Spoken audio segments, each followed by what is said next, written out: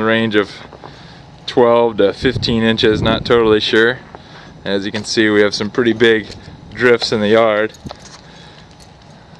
Eddie will demonstrate. He's not even going to be able to go down to the bottom, but it's a pretty big drift.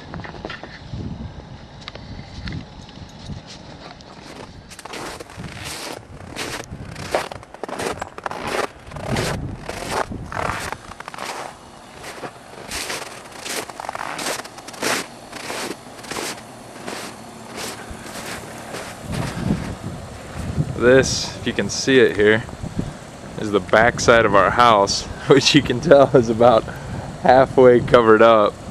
This is actually the first time I've seen it since the storm, but we have some major drifting here.